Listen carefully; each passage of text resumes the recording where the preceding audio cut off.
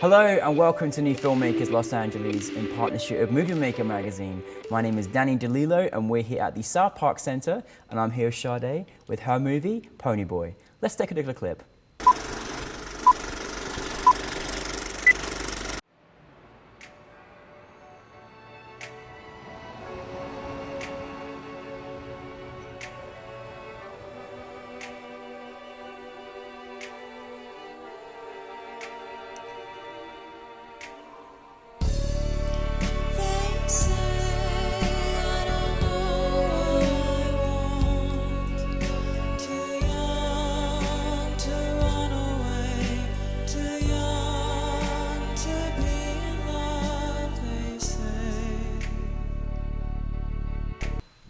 Sade, thank you for being here today. Thank you for having me. Thank you for your film. I can't tell you how much I enjoyed it, or the rest of our crew enjoyed it, and our audience last night enjoyed it. But for those that haven't seen it, tell us a brief synopsis. So Pony Boy follows a young Latinx intersex sex worker, that's a mouthful, but sex worker living in New Jersey, looking for love and just trying to get out of his situation, and he keeps dreaming about this dream man, and on Valentine's Day night the man shows up at the laundromat where he works, and it's about that night and that encounter and how it is affected. It was such a beautiful film. Like Thank you. it was so great because I've never seen a film like that, stylized like that.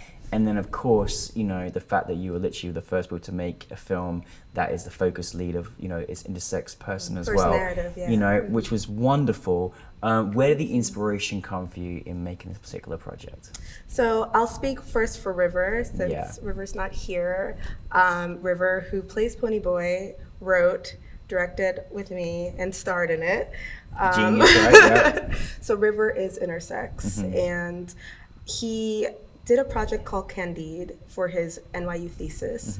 River studied at Tisch, acting, and he did a project called Candide about a sex worker, and Pony Boy is kind of like an extension of that project, but River chose the job of sex working because as an intersex person, he often felt like he didn't have control over his body. It was always being scrutinized and objectified in different ways, and so that character in Candide and Pony Boy is a sex worker for that reason. But River and I were best friends, and we met at USC in grad school, and 2 years into our friendship, he told me he was intersex. He actually didn't use that terminology because he didn't find out what intersex was until actually making Pony Boy. But he revealed to me that he was born with this condition. He thought he was the only person who had it, and it was something he had been like kind of silently suffering like his whole life with.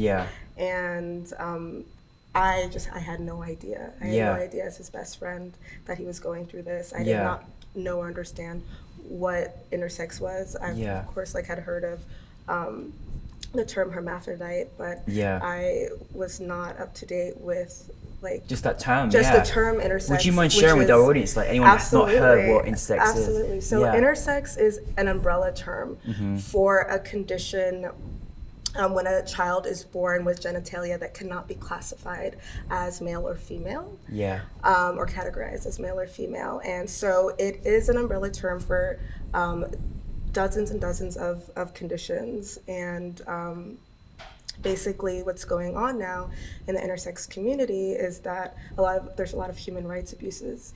Children who are born intersex are often forced to undergo surgeries, many of them cosmetic, while they're born. So you have parents who are born, your parents who have a child, and the doctor tells them that they have this condition, but it's okay, we can fix it. We can make them more of a man, more of a woman, so that they can have an easy life. So a lot of these, all over the world, children are having their fates decided for them, their genders assigned to them at birth, when a lot of the cases, being intersex can just be a choice. You don't have to, you can live a non-binary life. And a lot of people, like Seven Graham, our executive producer, was born as a woman with testes, and they were surgically removed, and so she wasn't able to have children. And now, Seven goes by they now, formerly Sarah, now Seven. recently found out that if they didn't have that surgery, they could have possibly had children. Wow. So there's just like a lot of trauma around Yeah. what that- intersex people go through, and it's, you know, it's a culture of silence. There's no visibility about No. it.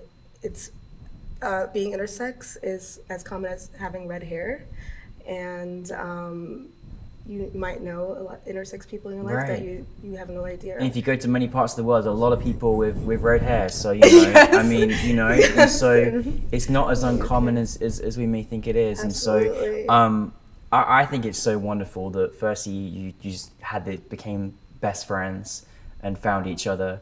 And then, you know, I'm sure it's important for River to find someone that he can trust to work with on a project like this as well, which is amazing. How is it for you to, you know, obviously, you know, it was written and directed and everything else together, but how is it for you to work with him on a particular project? And I bet that was exciting. Yes, so River and I, so we had worked together before in both director, producer, and co-director capacity. We've done a few music video projects throughout our time at USC, outside of USC. So we had already had a rapport of working outside of our friendship. And I had actually already, so Pony Boy was River's thesis. I had already finished my thesis by the time he came and asked if I would do his thesis with him, and I, of course, like said yes. And the whole process, from the script writing process to, you know, post, was wonderful. I mean, working with River, we both have very different strengths because he comes from a theater background. I come from very like technical camera background because I do cinematography. And so, you know, so the Pony Boy, I think that shows in Pony Boy. There's a lot of like, oh, it's art beautiful. house. What I loved about it, I think it was the style. I mean, it goes to show your obviously talented background. It was like very art house, and the colors and everything, and this dreamlike sequences that you created was, I bet that was something that you're, because you could have just told this story in such a way that was just, you know, just a story that kind of flows in this character. You just took us in these like, in almost in River's, you know, in his character's mind and where he was going. Was that something you probably had a great time putting that together? Yeah, absolutely. I mean, River and I, we're dreamers, you know, and we're children of immigrants, and I think like we kind of always like grew up getting kind of like lost in like our own fantasies and like escaping like, you know, worlds outside of our own. And so I think we wanted people to experience that while watching the film as well, and kind of have the juxtaposition of like the very gritty Jersey, you know, side of things, and then like this fantastical dreamlike world, because Pony Boy's always dreaming. He's always dreaming of like getting out, and it's like it's a coming of age story. So you know, it's like when you're growing up, you know, like we wanted just people to feel like there was like this journey, and then they were going on this journey, and like reality was like coming in, but still he was dreaming like through through this. What did you think that, you know, because this is such an important story, and I love that you shone light on this as well. What did you want your audience to kind of take from this? I personally wanted people to take away that you don't really need to look for love anywhere else except yourself first. I think Pony Boy kind of comes to that realization at the end of the film. You know, he meets this character Bruce, who's this like white Americana, like clean cut, like ideal thing that represents everything he wants to be. Like maybe like people might take it as like the American dream or this and that, and like in the end kind of realizing that, oh, I'm the one who needs to steer the car like of my own life. And so I think I would want people to take that away, like it comes from within. You know, getting that sense of self and that confidence and that love within yourself, accepting who you are, is something that we all should be focusing before we look for love elsewhere. And just the fact that, you know, regardless, again, it was about this human connection that he had. And that was so beautiful. It didn't matter if it was male, female, whatever. It was just this connection. We wanted it to be a human story. We didn't want people to look at it like this is an intersex Yeah. story about an intersex person. Yeah. It's actually, we don't hit it over the head No. at all. We want people to look at this as a human story. Yeah, but that's the great thing about it is it's a human story, and it so happens to be someone that is intersex. You know what I mean? Exactly. But what's also so great is particularly this being part of the New Filmmakers LGBTQ+ program. It was so great to have a film that just goes beyond and just delves into more people that are, you know, maybe going through things, leading different lives, and, you know, because through that there's entertainment, but there's also education, and I think that was a really beautiful thing, and you did it in such a poetic way. It was wondrous to watch. So what was it like having it at the film festival last night at New Filmmakers in front of the audience? What was that experience like, and hearing people's reactions? So first off, the whole block of films, I was just blown away.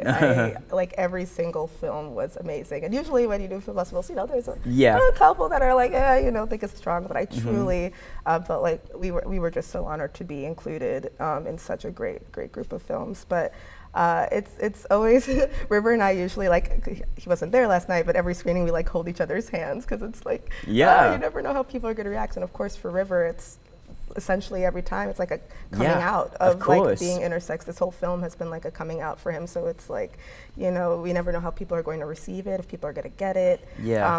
But it was great. I mean, people laughing at the jokes, and you could just feel the energy in the room. And yeah, it was wonderful watching it. What is next for you both, and for you as well in your filmmaking career? So River and I actually run, or have since started, a production company. Oh, wonderful. Which we run with Kristen Laffey, who was also our lead producer on Pony Boy. And so it's here based in LA. Excellent. It's a multimedia production house that's dedicated to telling inclusive stories, QTPOC, women stories, and we are doing a lot of short form content, so music videos, short films, branded content. Oh my goodness. And you got the dream team right there, haven't you? That's amazing. So yeah, Gap Tooth, that's with an F, and it's because we have gap teeth. Oh, I love River used to have a gap tooth until he fixed it, and now he has perfect teeth, but I still claim it. Claim it, yes. So where can we find Gap Tooth Entertainment? Gap Tooth Entertainment. If you follow us on Instagram, we're brand new, so just follow us, and we have all our updates about upcoming Pony Boy screenings, all our upcoming projects. Oh my goodness. I just want to see more projects now. Keep making them for us, please. That's amazing. We will. And I'm working on my first narrative feature as well. Excellent. So I'm very exciting times for you.